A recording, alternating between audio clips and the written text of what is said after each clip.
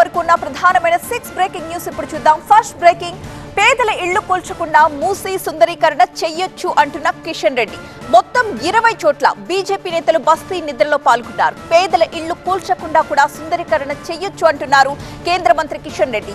CM Revanth ఇప్పటికైనా పునరాలోచించాలి అంటున్నారు ఆయన. హైడ్రా పేరుతో సీఎం రేవంత్ డ్రామా చేస్తున్నారంటూ ఎంపీ ఈటెల మండిపడ్డారు. ఇక సెకండ్ బ్రేకింగ్ న్యూస్, మూసీ ప్రాంత అభివృద్ధి బీజేపీకి ఇష్టం లేదు అంటున్న పొన్నం.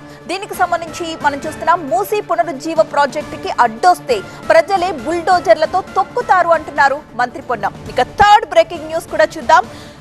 ధాన్యం కొనుగోళ్లపై విపక్షాలు ప్రజల్ని మభ్యపెడుతున్నాయన్న తుమ్మల. ధాన్యం కొనడం లేదు అంటూ అభూత కల్పనలతో ప్రజల్ని మభ్యపెట్టే ప్రయత్నం చేస్తున్నారంటూ మంత్రి తుమ్మల నాగేశ్వరరావు విమర్శించారు. ఇప్పటిదాకా 12.5 లక్షల టన్నుల ధాన్యాన్ని కొనుగోలు చేశామని టీవీ9 తో చెప్పారు తుమ్మల. ఇక ఫోర్త్ బ్రేకింగ్, మణిపూర్ నుంచి అందుతోంది.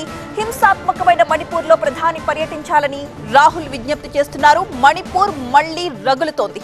సీఎం బీరెన్ సింగ్ ఇంటిపై దాడికి అల్లరి మూకలు ప్రయత్నించాయి. అటు సాయుధ మిలిటెంట్లపై చర్యలు తీసుకోవాలంటూ మైతీ వర్గం రాష్ట్ర ప్రభుత్వానికి 24 గంటల పాటు అల్టిమేటం ఇచ్చింది. మరొక వైపు కల్లోలిత మణిపూర్ లో పర్యటించాలని ప్రధాని మోదీకి విపక్ష నేత రాహుల్ గాంధీ విజ్ఞప్తి చేశారు.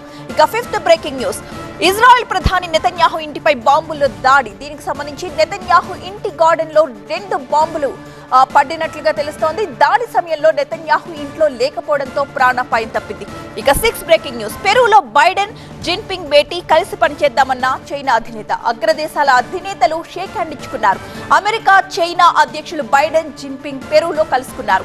అమెరికాలో ఏర్పడబోయే కొత్త ప్రభుత్వంతో కలిసి పనిచేస్తామని బైడెన్ కి జిన్పింగ్ హామీ ఇచ్చారు. ఇవి ఈ సమయం వరకు ఉన్న 6 బ్రేకింగ్ న్యూస్.